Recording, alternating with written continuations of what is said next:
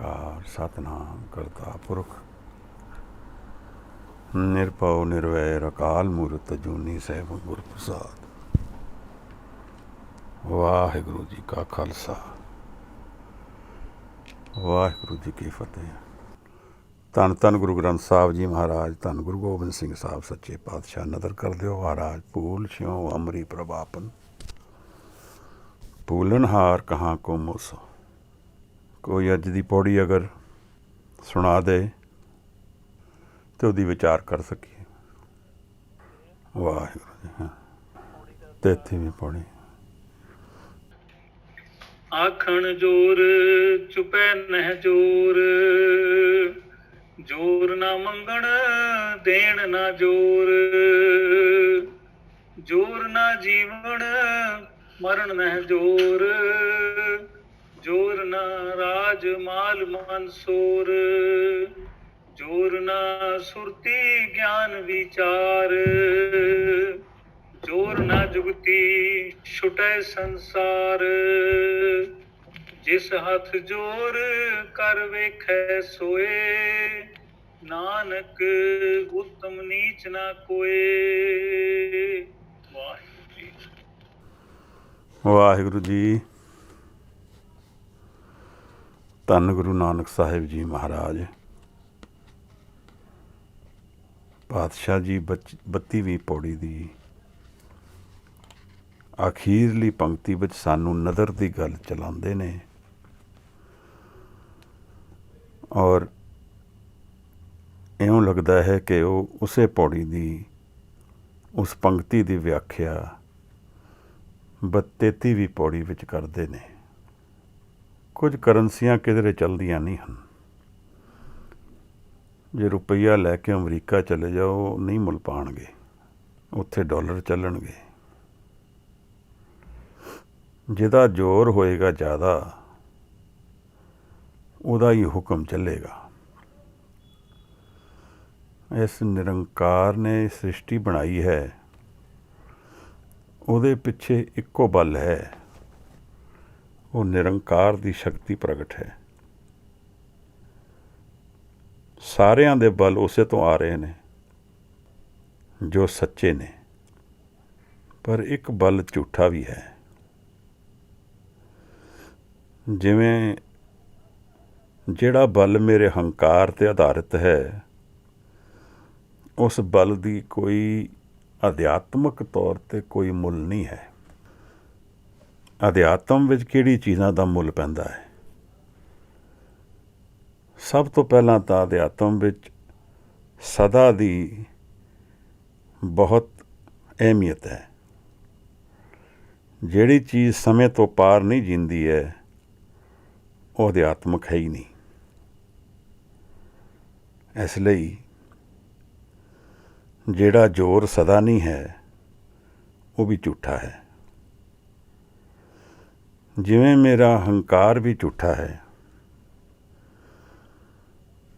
ਮਹਾਰਾਜ ਸਾਨੂੰ ਦੱਸਦੇ ਹਨ ਕਿ ਨਾਨਕ ਨਦਰੀ ਪਾਈਏ, ਕੂੜੇ ਹੀ ਕੂੜ ਹੈ ਠੀਸ।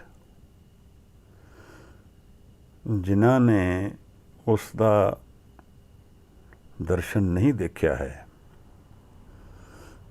ਉਹਨਾਂ ਦੀ ਕੂੜ ਅਵਸਥਾ ਵੀ ਔਰ ਕੂੜ ਹੀ ਉਹਨਾਂ ਦੇ ਦਰਸ਼ਨ ਹਨ। ਯਾਨੀ ਕਿ ਉਹ ਝੂਠ ਹਨ, ਸੱਚ ਨਹੀਂ ਹਨ। ਜਿਹੜੀ ਚੀਜ਼ ਨੂੰ ਅਸੀਂ ਪਾਉਣਾ ਹੈ ਉਹ ਸਾਹਿਬ ਨੇ ਸਾਨੂੰ ਸ਼ੁਰੂ 'ਚ ਹੀ ਦੱਸ ਦਿੱਤੀ ਹੈ। ਕਿਵ ਸਚਿਆਰਾ ਹੋਈਏ, ਕਿਵ ਕੂੜੇ ਟੁੱਟੇ ਪਾਲ। ਕੂੜ ਦੀ ਪਾਲ ਕਿਵੇਂ ਟੁੱਟਣੀ ਹੈ, ਇਹ ਸਾਰੇ ਦਰਸ਼ਨ ਇਸੇ ਗੱਲ ਦੇ ਨੇ। ਨਾਨਕ ਨਦਰੀ ਪਾਈਏ, ਕੂੜੀ ਕੂੜੇ ਠੀਸ। ਨਦਰ ਹੀ ਪ੍ਰਧਾਨ ਹੈ ਅਧਿਆਤਮਕ ਦੁਨੀਆ ਵਿੱਚ। ਜਦੋਂ ਸਾਰੀ ਸ੍ਰਿਸ਼ਟੀ ਨੂੰ ਬਣਾਉਣ ਵਾਲਾ ਇੱਕ ਓਂਕਾਰ ਹੀ ਸਤ ਹੈ, ਹੋਰ ਕੋਈ ਸਤ ਨਹੀਂ, ਤਾਂ ਉਸ ਬਾਰੇ ਗਿਆਨ ਪ੍ਰਾਪਤ ਕਰਨਾ ਵੀ ਉਸ ਦੀ ਕਿਰਪਾ ਬਿਨਾਂ ਪੋਸੀਬਲ ਨਹੀਂ ਹੈ। ਜਿਵੇਂ ਕੋਈ ਕਿਸੇ ਨੇ ਕਿਤਾਬ ਲਿਖੀ ਹੋਏ ਔਰ ਅਸੀਂ ਕਹੀਏ ਕਿ ਉਸ ਕਿਤਾਬ ਨੂੰ ਅਸੀਂ ਲਿਖਣ ਵਾਲੇ ਤੋਂ ਜ਼ਿਆਦਾ ਜਾਣਦੇ ਹਾਂ, ਉਹ ਪੋਸੀਬਲ ਨਹੀਂ ਹੈ। ਔਰ ਉਸ ਕਿਤਾਬ ਨੂੰ ਪੂਰੀ ਤਰ੍ਹਾਂ ਜਾਣਨ ਵਾਸਤੇ ਅਸੀਂ ਲਿਖਾਰੀ ਦੇ ਨਾਲ ਸਾਨੂੰ ਇੱਕ ਮਿੱਕਤਾ ਬਣਾਉਣੀ ਪਏਗੀ, ਸਾਨੂੰ ਉਹਦੇ ਨਾਲ ਰਾਬਤਾ ਬਣਾਉਣਾ ਪਏਗਾ ਔਰ ਉਸ ਦੀ ਹੀ ਕਿਰਪਾ ਨਾਲ ਸਾਨੂੰ ਜੋ ਉਸਨੇ ਲਿਖਿਆ ਹੈ ਉਹਦੇ ਅਰਥ ਸਮਝ ਆ ਸਕਦੇ ਹਨ। ਇਸੇ ਤਰ੍ਹਾਂ ਅਗਰ ਜੀਵਨ ਨੂੰ ਇੱਕ ਕਿਤਾਬ ਸਮਝੀਏ ਤਾਂ ਨਿਰੰਕਾਰ ਦੀ ਕਿਰਪਾ ਦੇ ਬਿਨਾਂ ਉਸ ਕਿਤਾਬ ਦੇ ਸੱਤ ਦੇ ਦਰਸ਼ਨ ਨਹੀਂ ਹੋ ਸਕਦੇ ਹਨ, ਕਿਉਂਕਿ ਇਹ ਕਿਤਾਬ ਉਸਨੇ ਲਿਖੀ ਹੈ ਔਰ ਇਹਦੇ 'ਚ ਅਸੀਂ ਇੱਕ ਟੈਂਪਰਰੀ ਰੋਲ ਜ਼ਰੂਰ ਪਲੇ ਕਰ ਸਕਦੇ ਹਾਂ, ਪਰ ਇਹਦੇ 'ਚ ਅਸੀਂ ਇਹ ਨਹੀਂ ਕਹਿ ਸਕਦੇ ਵੀ ਇਸ ਨੂੰ ਉਸ ਦੇ ਬਿਨਾਂ ਜਾਣ ਸਕਦੇ ਹਾਂ। ਨਦਰ ਕੀ ਹੈ ਉਹਦੀ? ਨਦਰ ਨਾਮ ਨਦਰ ਹੈ, ਬੰਦ ਦਰਵਾਜ਼ੇ ਖੋਲ੍ਹ ਦੇਣਾ ਨਦਰ ਹੈ, ਨਾਮ ਵਿੱਚ ਰਸ ਆਣਾ ਉਹਦੀ ਨਦਰ ਹੈ।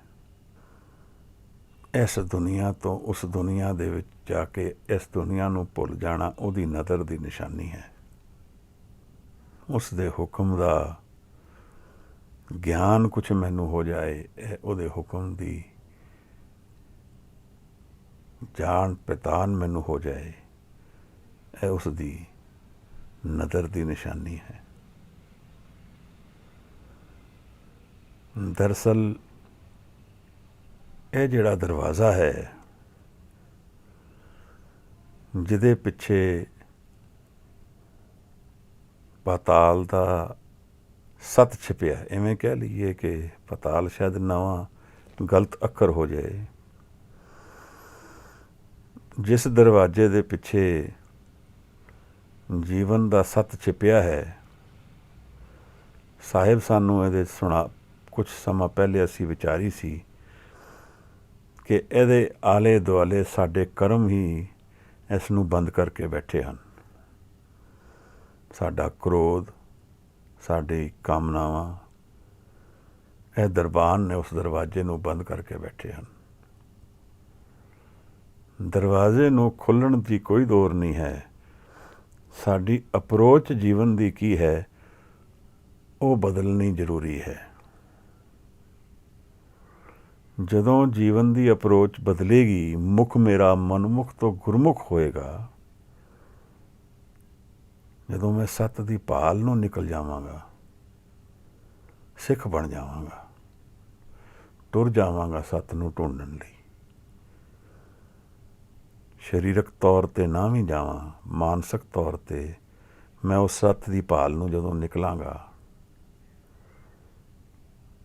ਤਾਂ ਫਿਰ ਮੈਂ ਉਹ ਬੀਜ ਬੋਣੇ ਸ਼ੁਰੂ ਕਰ ਦਿਆਂਗਾ ਜਿਹੜੇ ਮੈਨੂੰ ਉਸ ਸੱਤ ਵੱਲ ਲੈ ਜਾਣਗੇ। ਬਿਨਾਂ ਇਸ ਜੀਵਨ ਨੂੰ ਜਾਣੇ, ਬਿਨਾਂ ਉਹਦੀ ਨਦਰ ਦੇ, ਬਿਨਾਂ ਉਹਦੇ ਪ੍ਰੇਮ ਦੇ, ਬਿਨਾਂ ਉਹਦੇ ਨਾਮ ਦੇ, ਅਸੀਂ ਇਸ ਵਸਤੂ, ਦੁਨੀਆ ਦੀ ਇਸ ਵਸਤੂ ਨੂੰ ਜਾਣ ਨਹੀਂ ਪਾਵਾਂਗੇ। ਇਸ ਨੂੰ ਜਾਣਨ ਲਈ ਸਾਨੂੰ ਕੁਛ ਅਹਿਮ ਮੁੱਦੇ ਸਾਹਮਣੇ ਰੱਖਣੇ ਹਨ। ਇੱਕ ਗੁਰੂ ਨਾਨਕ ਸਾਹਿਬ ਦੇ ਪਾਠ ਪੱਟਣ ਦੇ ਜਾਣ ਦੇ ਜਿਹੜੀ ਯਾਤਰਾ, ਉਹਦੇ 'ਚ ਇੱਕ ਮੀਆਂ ਨਾਲ ਉਹਨਾਂ ਦੀ ਵਾਰਤਾਲਾਪ ਹੋਈ। ਮੀਆਂ ਮਿੱਠਾ, ਮੀਆਂ ਨੇ ਸਾਹਿਬ ਨੂੰ ਕਿਹਾ, ਇੱਕ ਖੁਦਾ, ਇੱਕ ਰਸੂਲ, ਕੈਸਾ ਕਲਮਾ ਦਰਗੇ ਕਬੂਲ। ਇਹ ਇਸਲਾਮ ਮਤ ਦੀ ਬੁਨਿਆਦੀ ਰੂਲਸ ਹਨ ਕਿ ਇੱਕ ਹੀ ਰਸੂਲ ਅੱਲਾ ਹੈ, ਮੈਸੇਂਜਰ ਉਹਦਾ ਇੱਕ ਹੀ ਹੈ, ਉਸ ਤੋਂ ਬਾਅਦ ਕੋਈ ਨਹੀਂ। ਉਸ ਤੋਂ ਪਹਿਲਾਂ ਕੁਝ ਸੀਗੇ, ਬਟ ਉਸ 'ਤੇ ਉਹ ਲਾਸਟ ਹੈ। ਤਾਂ ਉਹ ਸਾਹਿਬ ਨੂੰ ਪੁੱਛਦਾ ਹੈ, ਇੱਕ ਖੁਦਾ, ਇੱਕ ਰਸੂਲ, कैसा कलमा दरगह कबूल कि खुदा एक है और एक ही रसूल है, तो कलमा किहड़ा है जिहड़ा उत्थे कबूल हो रहा है। महाराज ने बड़ी प्यारी जवाब दिता है। साहिब कहंदे ने एक खुदा अनेक रसूल, नीयत रास दरगह कबूल। नीयत जिहदी होएगी वो दुर्गे कबूल होएगा। इत्थे आके सारी गल खत्म हो जाती है। मैं चाहमा औरत दा है कि मर्द दा, कि जामा जेंडर फ्री है, किसी भी देश का होवां, किसी भी धर्म का होवां, कोई भी भाषा होए, अगर मैं जीवन में ठोकरां खा के जीवन के सत्य नूं समझण वास्ते निकल गया और मेरी नीयत साफ है, तो यह दरवाज़ा मैनू खुलेगा। यह हो सकता है कि कुछ लोग कहन कि इस्लाम मत सारियां नालों चंगा है। अज दी दुनिया में यही हो रहा है। लोग यह कहना चाहते हैं कि मेरा मत दूजे नालों चंगा है। दरअसल धर्म तो एक है दुनिया च। रस्ते जो भी होण उहदे बुनियादी रूल्स तो सेम रहणगे। जिवें साहिब ने इत्थे सानू समझाया नीयत, बगदाद दे विच अमल की गल कीती, वो भी नीयत नाल रिश्ता रखती है। तो यह नहीं हो सकता कि कोई इस्लाम मत विच होए या ईसाई मत विच होए वो बदनीयत होके भी उसनू पाले। नीयत तो होनी होएगी। इवें प्रेम, इवें नाम, इवें आनंद, ये सारे किसी भी धर्म चों जिज्ञासु निकलेगा, इस चों निकल के जाएगा। वो बाहरले कपड़े उन्हें की पाए ने, हाँ यह जरूर है कि उसकी जिहड़ी जीवन दे विच उतर तक पहुँचण की यात्रा है, उहदे विच उसने जिहड़ा धर्म कबूल किया है उस धर्म का रोल, उहदी शरीया का कुछ रोल है, उहदे जिहड़े रूल्स ने उन्हां दा कुछ रोल है। यह नहीं है कि उन्हां दा रोल नहीं है। बट जिहड़े यह बुनियादी असूल ने इन्हां तो परे नहीं जा सकता। इस तरह ही हंकारी इंसान उहदी दरगाह च नहीं जा सकता, क्योंकि उत्थे एक है, दो नहीं हैं। तो जब मैं भी अगर उसकी दरगाह विच पहुँच सकां तो फिर तो दो हो गए। जद बुनियादी तौर पर दुनिया विच सिर्फ एक है, तो उसदे उहदी स्थान ते जिथे वो है उत्थे पहुँचण विच दूसरा नहीं हो सकता। जे दूसरा उत्थे पहुँचेगा तो फिर असूलन एक नहीं है, दो हैं। तो यह जिहड़ा ईगो, हंकार, हौमे मेरे कोल है, इनू त्याग के ही उत्थे जावांगा। जोर बाय प्रोडक्ट है हंकार दा, एक जोर तो निरंकार दा है। पर इत्थे जिस जोर की गल साहिब कर रहे हैं वो हौमे के आधार पर जिहड़ा जोर मैं लगांदा हाँ उसकी गल कर रहे हैं। हौमे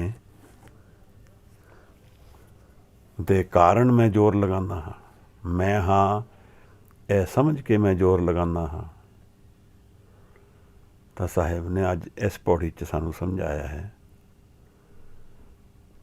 कि उसदे दरगाह विच इस जोर की कोई जगह नहीं है, करंसी नहीं है। यह जोर उत्थे वरतिया नहीं जा सकता। इस जोर का स्थान दुनिया विच तां हो सकता है। मैं किसी तो जोर नाल कुछ खो लवां, कर्म है मेरा। कर सकदा वां, फ्री विल है, मेरे कोल जोर है, मैं जोर लगा के एक चीज़ किसी तो खो सकदा, बिल्कुल खो सकदा वां। कमज़ोर तो जबर करन वाला खोंदा ही है, यही रूल है, असूल है दुनिया का। ਤਾਂ उस जोर की इस दुनिया ਵਿੱਚ ਤਾਂ जगह है, उस जोर ਨੂੰ मैं चंगे ਵਿੱਚ भी ਵਰਤ सकदा ਵਾਂ। सूरा सो पहचानिए जो लड़े दीन के हेत, पुरजा पुरजा कट मरे कबहू ना छाड़े खेत। ਤਾਂ ਉਹ ਹਉਮੈ ਦੀ ਆਪਣੀ ਜਗ੍ਹਾ ਹੈ, ਪਰ ਇਸ ਸਥਾਨ 'ਤੇ ਜਿੱਥੇ ਅੱਜ ਸਾਹਿਬ ਸਾਨੂੰ ਲਿਜਾ ਕੇ ਨਦਰ ਤੋਂ ਪਰੇ ਦੇ ਸਥਾਨ ਦੀ ਗੱਲ ਕਰ ਰਹੇ ਹਨ, ਉੱਥੇ ਜ਼ੋਰ ਦੀ ਕੋਈ ਜਗ੍ਹਾ ਨਹੀਂ ਹੈ। ਤਾਂ ਬਾਰ-ਬਾਰ ਸਾਨੂੰ ਬਾਣੀ ਵਿੱਚ ਹੈ ਜਿਹੜੇ ਪਲੇਨਸ ਆਫ ਰੈਫਰੈਂਸ ਹਨ, ਇਹਨੂੰ ਧਿਆਨ 'ਚ ਰੱਖ ਕੇ ਜੀਣਾ ਪਏਗਾ।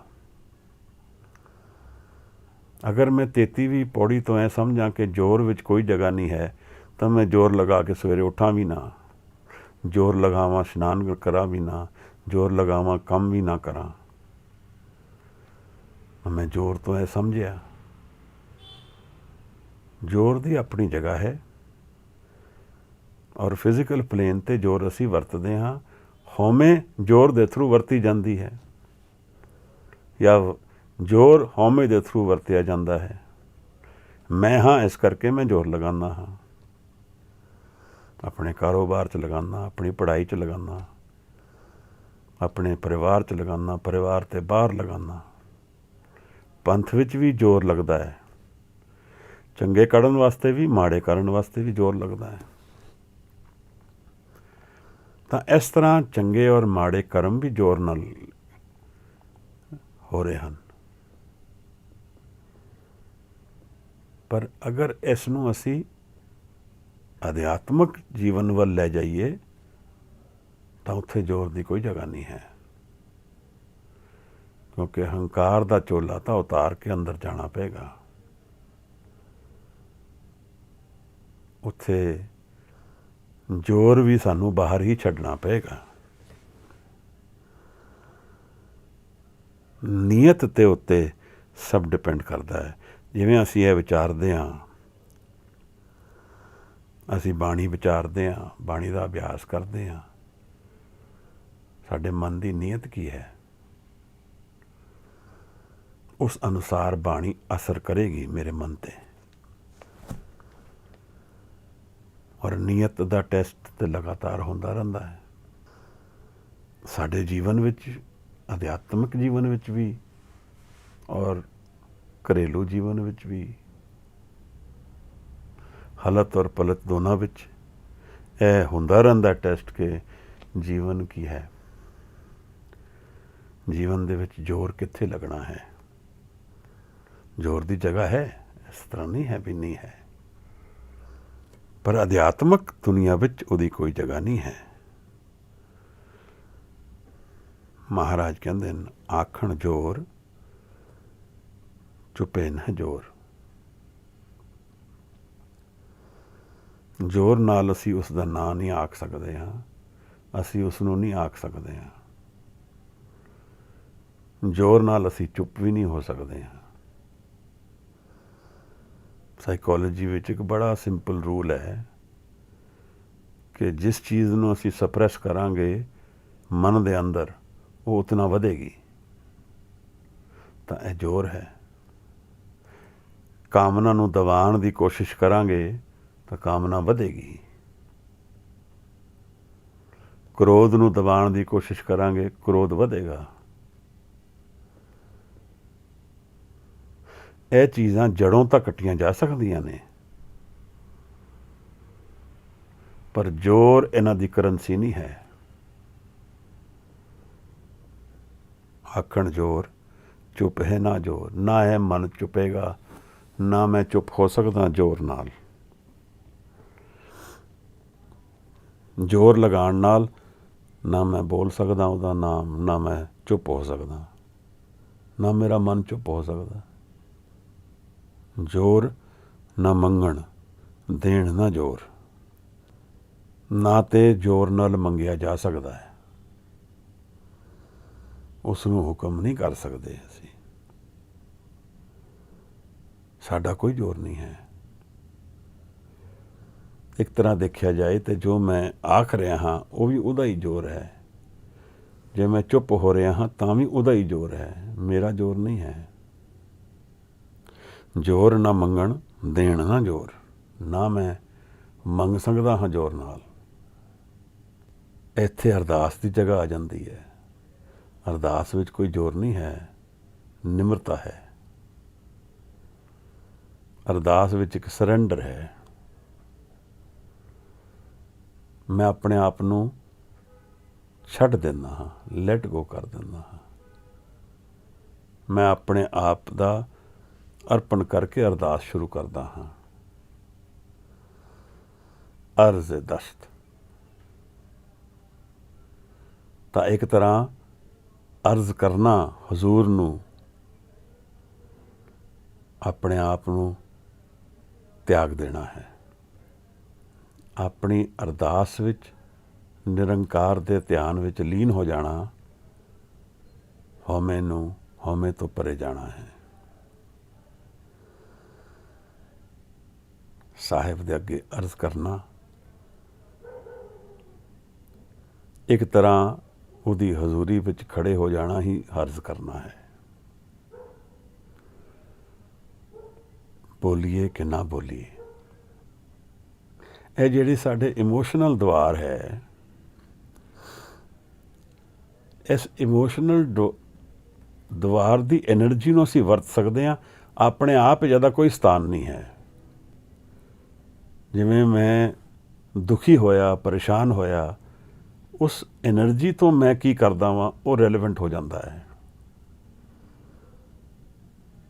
ਮੈਂ ਉਸ ਸ਼ਕਤੀ ਤੋਂ ਗੁਰਮੁਖ ਵੱਲ ਮੁੜਦਾ ਵਾਂ ਕਿ ਮਨਮੁਖ ਵੱਲ ਮੁੜਦਾ ਵਾਂ, ਇਹ ਮੇਰੀ ਚੋਇਸ ਹੈ। ਔਰ ਜਦੋਂ ਮੈਂ ਲੈ ਲਈ, ਉਸ ਤੋਂ ਬਾਅਦ ਇਹ ਜਿਹੜਾ ਹਾਦਸਾ ਹੈ ਜਿਸ ਕਾਰਨ ਮੈਂ ਦੁਖੀ ਜਾਂ ਪਰੇਸ਼ਾਨ ਹੋਇਆ, ਫਿਰ ਉਹਦੀ ਕਨਵਰਜਨ ਜੀ ਹੋ ਗਈ। ਕਿਉਂਕਿ ਅਲਟੀਮੇਟ ਰਿਐਲਿਟੀ ਵਿੱਚ ਇਹ ਸਭ ਹੈ ਨਹੀਂ ਜੋ ਸਾਨੂੰ ਲੱਗਦਾ ਹੈ। ਕਿਸੇ ਦੇ ਹੁਣ ਉਹ ਇਸ ਬਾਣੀ ਵਿੱਚ ਵੀ ਮਹਾਰਾਜ ਵਿਚਾਰਨਗੇ। ਅਗਲੀ ਲਾਈਨ 'ਚ ਮਹਾਰਾਜ ਦੱਸਦੇ ਆ, ਜ਼ੋਰ ਨਾ ਜੀਵਨ ਮਰਨ ਨਾ ਜ਼ੋਰ। ਜਦ ਮੇਰਾ ਜੀਵਨ ਵਿੱਚ ਜ਼ੋਰ ਨਹੀਂ ਹੈ, ਜੀਣ ਵਿੱਚ, ਜਨਮ ਲੈਣ ਵਿੱਚ ਜ਼ੋਰ ਨਹੀਂ ਹੈ, ਤਾਂ ਮਰਨ ਵਿੱਚ ਕਿਸ ਤਰ੍ਹਾਂ ਜ਼ੋਰ ਹੋ ਸਕਦਾ ਹੈ? ਕਿਉਂਕਿ ਹਰ ਜੀਵਨ ਇੱਕ ਮੌਤ ਹੈ। ਕਿਸੇ ਅਵਸਥਾ ਤੋਂ ਮੈਂ ਮਰ ਕੇ ਕਿਸੇ ਅਵਸਥਾ ਵਿੱਚ ਜੀ ਲੈਂਦਾ ਹਾਂ, ਫਿਰ ਉਸ ਅਵਸਥਾ ਨੂੰ ਛੱਡ ਕੇ ਮੈਂ ਦੂਸਰੀ ਅਵਸਥਾ ਵਿੱਚ ਜੀ ਲੈਂਦਾ ਹਾਂ।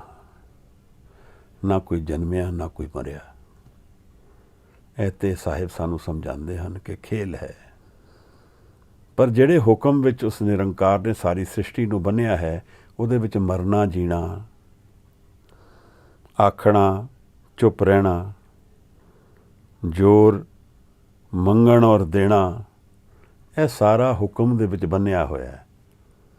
ਕੁਛ ਰੂਲਸ ਦੇ ਅਧੀਨ ਇਹ ਸਭ ਕੁਝ ਹੋ ਰਿਹਾ ਹੈ। ਉਸ ਰੂਲਸ ਦੇ ਵਿੱਚ ਮੇਰਾ ਰੋਲ ਇਤਨਾ ਹੀ ਹੈ ਕਿ ਮੈਂ ਆਪਣੇ ਕਰਮਾਂ ਨਾਲ ਕਿਹੜੀ ਚੋਇਸਿਸ ਲਈਆਂ ਨੇ, ਉਹਨਾਂ ਨੂੰ ਜ਼ੋਰ ਨਾਲ ਬਦਲੀ ਨਹੀਂ ਕੀਤਾ ਜਾ ਸਕਦਾ। ਇੱਕ ਵਾਰ ਕਰਮ ਮੇਰੇ ਹੱਥੋਂ ਨਿਕਲ ਗਿਆ, ਉਹ ਡੈਸਟਨੀ ਬਣ ਗਿਆ। ਹੁਣ ਉਸ ਨੂੰ ਪਲਟਿਆ ਨਹੀਂ ਜਾ ਸਕਦਾ। ਹਾਂ, ਅਰਜ਼ ਨਾਲ ਘਟਾਇਆ ਜਾ ਸਕਦਾ ਹੈ, ਬਾਰਟਰ ਵੀ ਕੀਤਾ ਜਾ ਸਕਦਾ ਹੈ। ਕਿਸੇ ਦਾ ਦੁੱਖ ਮੈਂ ਆਪਣੇ ਤੇ ਲੈ ਲਵਾਂ, ਪੋਸੀਬਲ ਹੈ, ਪਰ ਉਹਦਾ ਖਾਤਾ ਮਿਟਾਇਆ ਨਹੀਂ ਜਾ ਸਕਦਾ। ਸਾਡੀ ਫ੍ਰੀ ਵਿਲ, ਸਾਡੀ ਆਜ਼ਾਦੀ, ਸਾਡੀ ਡੈਸਟਨੀ ਦੇ ਵਿੱਚ ਰਾਈਟ ਉਤਨੀ ਦੇਰ ਹਨ ਜਿਤਨੀ ਦੇਰ ਅਸੀਂ ਕਰਮ ਨਹੀਂ ਕਰਦੇ ਹਾਂ। ਜਿਸ ਦਿਨ ਕਰਮ ਅਸੀਂ ਕਰ ਦਿੱਤਾ, ਭਾਵੇਂ ਸੋਚ ਵੀ ਲਿਆ, ਉਹ ਹੁਣ ਪਾਰਟ ਆਫ ਡੈਸਟਨੀ ਬਣ ਗਿਆ। ਮਹਾਰਾਜ ਸਾਨੂੰ ਸਮਝਾਉਂਦੇ ਨੇ, ਜ਼ੋਰ ਨਾ ਜੀਵਨ ਮਰਨ ਨਾ ਜ਼ੋਰ। ਨਾ ਮੈਂ ਜੀ ਸਕਦਾ ਵਾਂ ਜ਼ੋਰ ਨਾਲ, ਨਾ ਮੈਂ ਮਰ ਸਕਦਾ ਵਾਂ ਜ਼ੋਰ ਨਾਲ। ਇਹ ਸਭ ਕਿਸੇ ਰੂਲਸ ਦੇ ਅਧੀਨ ਮੈਨੂੰ ਫੋਲੋ ਕਰਨਾ ਪੈਂਦਾ ਹੈ। ਪ੍ਰਸ਼ਨ ਉੱਠਦਾ ਹੈ ਤੇ ਫਿਰ ਜਿਹੜੇ ਲੋਕ ਸੁਸਾਈਡ ਕਰਦੇ ਨੇ ਕਿ ਉਹ ਜ਼ੋਰ ਨਹੀਂ ਵਰਤ ਰਹੇ? ਮੈਨੂੰ ਲੱਗਦਾ ਦਿਖਦਾ ਹੈ ਜ਼ੋਰ ਵਰਤ ਰਹੇ ਹਨ, ਪਰ ਉਹ ਵੀ ਕਿਸੇ ਅਸੂਲ ਨਾਲ, ਕਿਸੇ ਰੂਲਸ ਦੇ ਅੰਦਰ, ਕਿਸੇ ਹੁਕਮ ਦੇ ਅੰਦਰ ਇਸ ਕਹਾਣੀ ਵਿੱਚ ਉਤਰਦੇ ਨੇ। ਉਹਨਾਂ ਦੇ ਕੋਲ ਅਸੀਂ ਕੀ ਸਮਝਿਆ ਜੀਵਨ ਬਾਰੇ, ਇਹ ਵਿਚਾਰਨ ਦੀ ਲੋੜ ਹੈ, ਕਿਉਂਕਿ ਜੋ ਸਾਨੂੰ ਸਰਫੇਸ ਤੇ ਦਿਖਦਾ ਹੈ ਸ਼ਾਇਦ ਉਹ ਨਾ ਹੋਏ।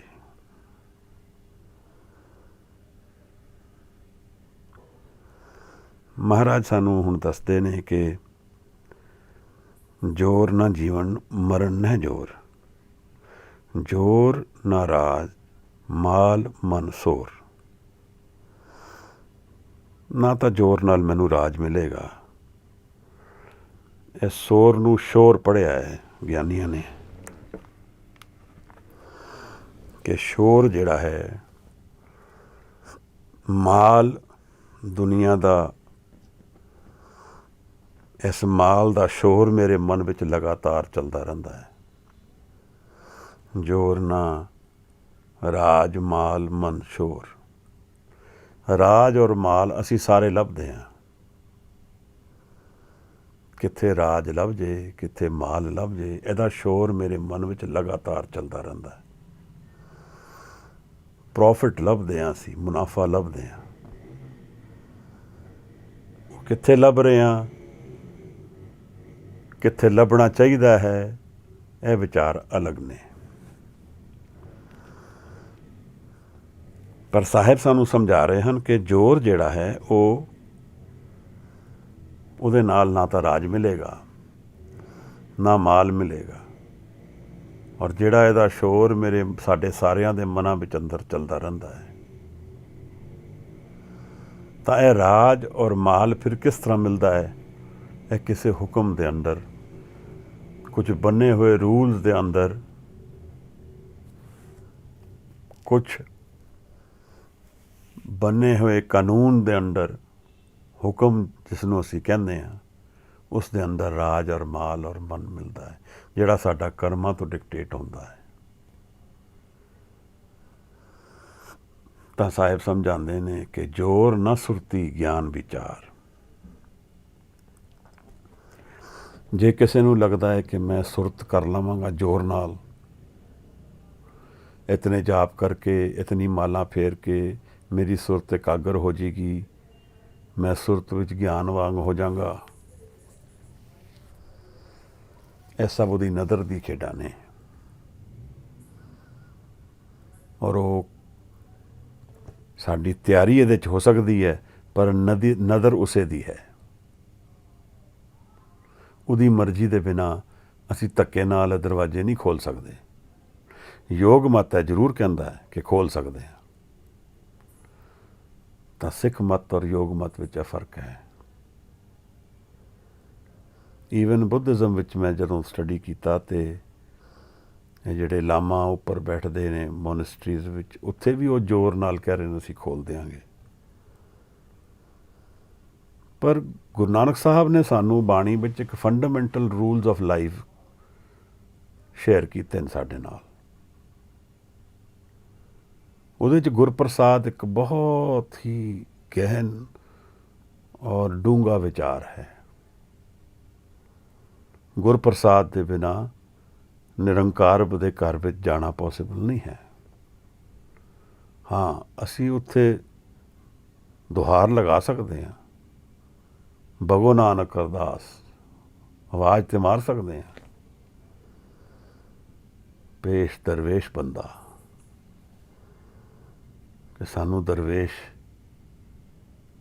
ਅਵਸਥਾ ਗਿਆਤ ਹੋ ਜੇ। ਇਹ ਪੁਕਾਰ ਤੇ ਮੈਂ ਕਰ ਸਕਦਾ, ਐਸੇ ਤੋਂ ਤਾਂ ਨੀਅਤ ਬਣਦੀ ਹੈ। ਮੇਰੀ ਨੀਅਤ ਕੀ ਹੈ ਕਿ ਸੱਚੇ ਦਿਲੋਂ ਮੈਂ ਕੀ ਚਾਹ ਰਿਹਾ, ਔਰ ਅਗਰ ਮੈਂ ਸੱਚੇ ਦਿਲੋਂ ਕੁਝ ਚਾਹ ਰਿਹਾ ਹਾਂ ਤਾਂ ਉਹ ਮੇਰੀ ਪੁਕਾਰ ਹੈ। ਉਹ ਕਿੱਥੋਂ ਆਏਗੀ? ਮੇਰੇ ਸੁਣਨ 'ਚੋਂ ਆਏਗੀ। ਮੈਂ ਜੀਵਨ ਦੇ ਐਕਸਪੀਰੀਅੰਸਿਸ 'ਚੋਂ ਕੀ ਸੁਣਿਆ ਹੈ। ਇੱਕੋ ਹਾਦਸਾ ਹੋਇਆ 3 ਲੋਕਾਂ ਨਾਲ। ਕਿਸੇ ਦਾ ਪੈਸੇ ਦਾ ਨੁਕਸਾਨ ਹੋਇਆ, ਤਿੰਨਾਂ ਦਾ ਉਹੀ ਹੋਇਆ। ਤਾਂ ਇੱਕ ਨੇ ਕਿਹਾ, ਦੇਖੋ ਖੁਦਾ ਕਿੰਨਾ ਬੇਰਹਿਮ ਹੈ, ਮੇਰਾ ਨੁਕਸਾਨ ਕਰ ਦਿੱਤਾ ਹੈ। ਦੂਸਰੇ ਨੇ ਕਿਹਾ, ਮੈਂ ਇਸ ਤਰ੍ਹਾਂ ਕਰਦਾ ਤੇ ਸ਼ਾਇਦ ਨੁਕਸਾਨ ਨਾ ਹੁੰਦਾ।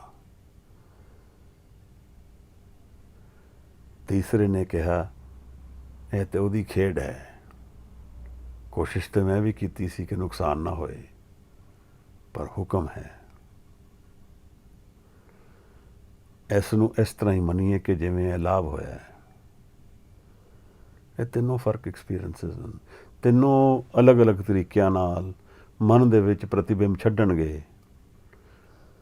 ਤਿੰਨੋਂ ਅਲੱਗ-ਅਲੱਗ ਤਰੀਕੇ ਨਾਲ ਮੇਰੇ ਸੁਣਨ ਦੀ ਡਿਕਟੇਸ਼ਨ ਚੱਲੇਗੀ। ਉਸ ਸੁਣਨ 'ਚੋਂ ਪਤਾ ਲੱਗੇਗਾ ਮੇਰਾ ਮਨ ਕਿਸ ਪਾਸੇ ਜਾਣਾ ਹੈ। ਤਾਂ ਸਾਹਿਬ ਨੇ 4 ਪੌੜੀਆਂ ਸੁਣਨ ਦੀਆਂ ਸਾਨੂੰ ਪਹਿਲੇ ਦਿੱਤੀਆਂ ਹਨ, ਜਿੱਥੋਂ ਮੰਨਣ ਆਏਗਾ। ਜਿਸ ਤਰ੍ਹਾਂ ਦੀ ਜੀਵਨ ਵਿੱਚ ਸੁਣਨੀ ਹੋਏਗੀ, ਸੁਣਨੀ ਦਾ ਮਤਲਬ ਜਿਵੇਂ ਮੈਂ ਆਪਣੇ ਐਕਸਪੀਰੀਅੰਸਿਸ ਨੂੰ ਪ੍ਰੋਸੈਸ ਕਰਾਂਗਾ, ਉਸ ਤਰ੍ਹਾਂ ਦਾ ਮੰਨਣ ਹੋ ਜਾਏਗਾ ਜੀਵਨ ਵਿੱਚ। ਅਗਰ ਮੈਂ ਅਧਿਆਤਮ ਨੂੰ ਜਾਣ ਕੇ, ਅਧਿਆਤਮ ਵੱਲ ਜਾ ਕੇ ਆਪਣੇ ਆਪ ਨੂੰ ਤਿਆਗ ਕੇ ਅਧਿਆਤਮ ਨੂੰ ਪਾਉਣ ਦੀ ਕੋਸ਼ਿਸ਼ ਕਰਾਂਗਾ ਤਾਂ ਪ੍ਰਾਪਤੀ ਹੋ ਸਕਦੀ ਹੈ। ਪਰ ਮੈਂ ਸੋਚਾਂ ਕਿ ਮੈਂ ਸੁਣਾ ਨਾ, ਜਾਣਾ ਨਾ, ਤਾਂ ਜਦੋਂ ਅਸੀਂ ਅਭਿਆਸ 'ਚ ਬੈਠਦੇ ਹਾਂ, ਗਾਵੀਏ, ਸੁਣੀਏ, ਮਨ ਰੱਖੀਏ ਭਾਓ, ਤਾਂ ਅਸੀਂ ਕੀ ਕਰਦੇ ਹਾਂ? ਸੁਣੀਏ ਦੁੱਖ ਪਾਪ ਕਾ ਨਾਸ। ਅਸੀਂ ਉਸ ਦਾ ਹੁਕਮ ਸੁਣਦੇ ਹਾਂ, ਆਪਣੇ ਐਕਸਪੀਰੀਅੰਸਿਸ ਨੂੰ ਤਿਆਗਣ ਦੀ ਕੋਸ਼ਿਸ਼ ਕਰਦੇ ਹਾਂ। ਮੇਰਾ ਐਕਸਪੀਰੀਅੰਸ ਇਹੀ ਹੋਇਆ ਕਿ ਉਹਦਾ ਹੁਕਮ ਸੁਣਨਾ ਹੈ, ਉਹਦੇ ਵਿੱਚ ਮੈਂ ਲੀਨ ਹੋਣਾ ਹੈ। ਇਸ ਮਨ ਨੂੰ ਅਗਰ ਮੈਂ ਬਚਾਉਣਾ ਹੈ ਤਾਂ ਇਹਨੂੰ ਅਰਪਣ ਕਰਨਾ ਪਏਗਾ, ਹੋਰ ਕੋਈ ਤਰੀਕਾ ਨਹੀਂ ਹੈ। ਜਿਹੜੀ ਵਸਤੂ ਸੰਭਾਲੀ ਨਹੀਂ ਜਾਂਦੀ, ਉਸ ਨੂੰ ਅਰਪਣ ਕਰਨਾ ਪੈਂਦਾ ਹੈ, ਨਹੀਂ ਤੇ ਉਹ ਖਤਮ ਹੋ ਜਾਂਦੀ ਹੈ। ਜੀਵਨ ਨੂੰ ਅਸੀਂ ਸੰਭਾਲਣਾ ਹੈ, ਜੀਵਨ ਨੂੰ ਤਿਆਗਣਾ ਪਏਗਾ ਤਾਂ ਸੰਭਾਲਿਆ ਜਾਏਗਾ। ਮਨ ਸਾਡੇ ਤੋਂ ਕਾਬੂ ਨਹੀਂ ਆਉਂਦਾ, ਮਨ ਨੂੰ ਤਿਆਗਣਾ ਪਏਗਾ। ਮਨ ਤਿਆਗ ਕੇ ਅਸੀਂ ਜੀਵਨ ਨੂੰ ਪਾ ਸਕਦੇ ਹਾਂ। ਇਹ ਕੁਝ ਇਹੋ ਜਿਹੇ ਰੂਲਸ ਨੇ ਜਿਹੜੇ ਅਜੀਬ ਜਿਹੇ ਲੱਗਦੇ ਹਨ, ਪਰ ਮੈਂ ਆਪਣੇ ਮਨ ਨੂੰ ਨਹੀਂ ਸੰਭਾਲ ਪਾਵਾਂਗਾ ਜਦ ਤੱਕ ਸ਼ਬਦ ਨਹੀਂ ਮੈਨੂੰ ਮਿਲੇਗਾ। ਸ਼ਬਦ ਮੈਂ ਨਹੀਂ ਸੁਣਾਂਗਾ ਮਨ ਦੇ ਅੰਦਰ, ਜਦੋਂ ਮੇਰਾ ਸੁਣਨਾ ਸ਼ਬਦ ਨਾ ਹੋ ਜਾਏ।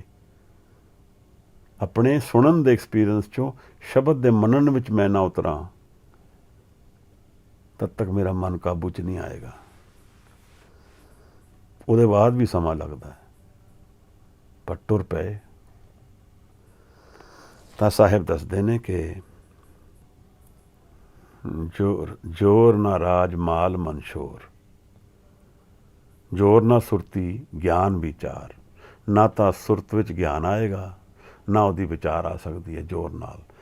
ਅਸਲ ਦੀ, ਸੱਤ ਦੀ ਵੈਸੇ ਤਾਂ ਕੋਈ ਵੀ ਨਹੀਂ ਆ ਸਕਦੀ ਬਿਨਾਂ ਉਹਦੇ ਨਜ਼ਰ ਦੇ। ਅੱਜ ਕੱਲ੍ਹ ਇੱਕ ਸ਼ਕੁੰਤਲਾ ਦੇਵੀ ਦੀ ਮੂਵੀ ਆਉਂਦੀ ਹੈ, ਤਾਂ ਘਰ 'ਚ ਵਿਚਾਰ ਚੱਲਦੀ ਸੀ ਕਿ ਕਿਵੇਂ ਇਹ ਕਰ ਲੈਂਦੀ ਹੈ, ਕੰਪਿਊਟਰ ਤੋਂ ਪਹਿਲਾਂ ਇਹ ਗਿਣਤੀ ਕਰ ਲੈਂਦੀ ਹੈ। ਉਹਦੀ ਨਜ਼ਰ ਹੈ। ਕੁਝ ਸੰਸਕਾਰ ਨੇ, ਕੁਝ ਨਜ਼ਰ ਹੈ, ਦੋਨੋਂ ਮਿਲ ਕੇ ਹੈ।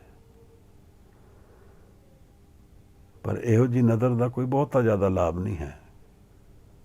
ਰਾਜ ਔਰ ਮਾਲ ਦੇ ਸ਼ੋਰ ਦਾ ਲਾਭ ਹੈ ਬਸ। ਪਰ ਅਗਰ ਆਪ ਸ਼ਕੁੰਤਲਾ ਦੇਵੀ ਨੂੰ ਪੁੱਛੇਗੋ ਕਿ ਕਿਵੇਂ ਹੁੰਦਾ ਹੈ, ਤਾਂ ਉਹ ਵੀ ਨਹੀਂ ਦੱਸ ਪਾਏਗੀ ਕਿਵੇਂ ਹੁੰਦਾ ਹੈ। ਬਸ ਉਹਦੇ ਸਾਹਮਣੇ ਕੁਝ ਅੱਖਰ ਆਉਂਦੇ ਹੈ। ਕਾਰਨ ਕਿਉਂਕਿ ਨਜ਼ਰ ਦੀ ਖੇਡ ਹੈ, ਲੌਜਿਕ ਤੋਂ ਪਰੇ ਹੈ। ਸਾਹਿਬ ਫਿਰ ਸਾਨੂੰ ਦੱਸਦੇ ਨੇ, ਜ਼ੋਰ ਨਾ ਜੁਗਤੀ ਛੂਟੇ ਸੰਸਾਰ, ਕਿ ਇਹ ਜਿਹੜਾ ਸੰਸਾਰ ਹੈ ਜ਼ੋਰ ਨਾਲ ਨਹੀਂ ਛੁੱਟਿਆ ਜਾ ਸਕਦਾ। ਸੰਸਾਰ ਨੂੰ ਤਿਆਗਣਾ, ਮਨ ਨੂੰ ਤਿਆਗਣਾ, ਸੰਸਾਰ ਦਾ ਮਤਲਬ ਚੇਂਜ ਨੂੰ ਤਿਆਗਣਾ। ਜ਼ੋਰ ਨਾ ਜੁਗਤੀ ਛੂਟੇ ਸੰਸਾਰ। ਅਗਰ ਕੋਈ ਜੁਗਤੀ ਹੈ ਉਹਦੇ ਵਿੱਚ ਜ਼ੋਰ ਨਹੀਂ ਵਰਤਿਆ ਜਾ ਸਕਦਾ। ਜੁਗਤੀ ਤਾਂ ਹੈ ਪਰ ਜ਼ੋਰ ਨਹੀਂ ਹੈ। ਇੱਥੇ ਅਸੀਂ ਜ਼ੋਰ ਹੰਕਾਰ ਦੇ ਨਾਲ ਆਧਾਰ ਕਰਕੇ ਜ਼ੋਰ ਲਗਾਉਂਦੇ ਹਾਂ। ਅਰਜ਼ ਵਿੱਚ, ਅਰਦਾਸ ਵਿੱਚ ਅਸੀਂ ਸਿਰ ਨੂੰ ਝੁਕਾਉਂਦੇ ਹਾਂ, ਮਨ ਨੂੰ ਅਰਪਣ ਕਰਦੇ ਹਾਂ, ਸਬਮਿਸ਼ਨ ਵਿੱਚ ਹਾਜ਼ਰ ਹੁੰਦੇ ਹਾਂ, ਕੰਪਲੇਂਟ ਵਿੱਚ ਨਹੀਂ। ਤਾਂ ਮਹਾਰਾਜ ਕਹਿੰਦੇ ਨੇ ਫਿਰ ਕਿ ਜਿਸ ਹੱਥ ਜ਼ੋਰ ਕਰ ਵੇਖੇ ਸੋਏ। ਜਿਹਦੇ ਕੋਲ ਜ਼ੋਰ ਹੈ ਅਸਲ ਵਿੱਚ ਦੁਨੀਆ ਵਿੱਚ, ਉਹ ਸਭ ਕੁਝ ਵੇਖਦਾ ਹੈ, ਸਭ ਦਾ ਧਿਆਨ ਕਰਦਾ ਹੈ। ਜਿਸ ਹੱਥ ਜ਼ੋਰ, ਜਿਹਦੇ ਕੋਲ ਅਸਲ ਜ਼ੋਰ ਹੈ, ਉਹ ਸਭ ਚੀਜ਼ ਦਾ ਸੰਭਾਲਦਾ ਹੈ। ਅਖੀਰਲੀ ਲਾਈਨ ਵੀ ਥੋੜੀ ਸਮਝਣ ਯੋਗ ਹੈ। ਨਾਨਕ ਉੱਤਮ ਨੀਚ ਨਾ ਕੋਏ। ਉੱਤਮ ਔਰ ਨੀਚ ਹਉਮੈ ਵਾਲੇ ਪੱਧਰ 'ਤੇ ਤਾਂ ਹੋਣਗੇ, ਦੁਨੀਆਵੀ ਪੱਧਰ 'ਤੇ ਤਾਂ ਹੋਣਗੇ, ਪਰ ਅਧਿਆਤਮਕ ਪੱਧਰ 'ਤੇ ਕੋਈ ਉੱਤਮ ਔਰ ਨੀਚ ਨਹੀਂ ਹੈ। ਕਿਉਂਕਿ ਉਹ ਮਨ ਜਿਹੜਾ ਅੰਤਰ, ਜਿਹਦੇ ਵਿੱਚ ਸੱਤ ਦਾ ਵਾਸਾ ਹੈ, ਉਹ ਮਨ ਕਦੇ ਬਦਲਦਾ ਨਹੀਂ ਹੈ। ਭਾਵੇਂ ਉਹ ਘੋਰ ਪਾਪੀ ਦਾ ਹੋਏ, ਭਾਵੇਂ ਉਹ ਘੋਰ ਗਿਆਨੀ ਦਾ ਹੋਏ, ਭਾਵੇਂ ਉਹ ਘੋਰ ਪੁੰਨ ਕਰਨ ਵਾਲੇ ਦਾ ਹੋਏ, ਮਨ ਦੀ ਅਵਸਥਾ ਤਿੰਨੋਂ ਦੀ ਅੰਤਰ ਵਿੱਚ ਇੱਕੋ ਹੀ ਹੈ, ਬਦਲੀ ਨਹੀਂ ਹੈ, ਨਾ ਬਦਲ ਸਕਦੀ ਹੈ। ਸਿਰਫ ਝਰੋਖੇ ਬਦਲਦੇ ਨੇ ਸਾਹਮਣੇ ਦੇ। ਅਸੀਂ ਸਿਰਫ ਝਰੋਖਿਆਂ ਹੀ ਜਾਣਦੇ ਹਾਂ ਦੁਨੀਆ, ਪਰ ਇੱਕ ਦੁਨੀਆ ਦੇ ਪਿੱਛੇ ਵੀ ਦੁਨੀਆ ਹੈ, ਜਿਹੜੀ ਸਾਹਿਬ ਸਾਨੂੰ ਬਾਰ-ਬਾਰ ਬਾਣੀ ਸਮਝਾਉਂਦੇ ਹਨ। ਤਾਂ ਹਜ਼ੂਰ ਕਹਿੰਦੇ ਨੇ ਉੱਤਮ ਔਰ ਨੀਚ ਕੋਈ ਨਹੀਂ ਹੈ ਅਸਲ ਵਿੱਚ। ਅੱਜ ਸਾਨੂੰ ਨਹੀਂ ਗਿਆਨ ਹੈ। ਜਦ ਸਾਰੀਆਂ ਕਿਤਾਬਾਂ ਬੰਦ ਹੋ ਜਾਣਗੀਆਂ, ਹਿਸਾਬ ਹੋਏਗਾ, ਤੇ ਕੋਈ ਉੱਤਮ ਨੀਚ ਨਹੀਂ ਹੈ, ਸਭ ਉਹਦੇ ਹੀ ਪ੍ਰਤੀਬਿੰਬ ਚੱਲਦੇ ਹਨ। ਹਾਂ, ਲੋਕਾਂ ਦੇ ਕਰਮ ਚੰਗੇ ਔਰ ਮਾੜੇ ਹੋ ਸਕਦੇ ਹਨ, ਇਨਸਾਨ ਚੰਗੇ ਮਾੜੇ ਨਹੀਂ ਹੁੰਦੇ। ਇਹ ਸਮਝਣ ਦਾ ਤਰੀਕਾ ਹੋਰ ਹੈ। ਅੱਜ ਥੋੜ੍ਹੀ ਜਿਹੀ ਖਿੱਚਲ ਵੀ ਹੈ ਮੈਨੂੰ, ਔਰ ਇਹ ਪੌੜੀ ਵੀ ਥੋੜ੍ਹੀ ਜਲਦੀ ਮੁੱਕ ਗਈ ਹੈ। ਤਾਂ ਆਪ ਅੱਜ ਦਾ ਇਹ ਵਿਚਾਰ ਪ੍ਰਵਾਨ ਕਰਨਾ। ਜੋ ਕੋਈ ਪ੍ਰਸ਼ਨ ਹੋਏ, ਕੋਈ ਸੋਧ ਕਰਨਾ ਚਾਹਣ ਤਾਂ ਜ਼ਰੂਰ ਹਾਜ਼ਰ ਹੋਣ। ਜੀ ਆਇਆਂ ਨੂੰ।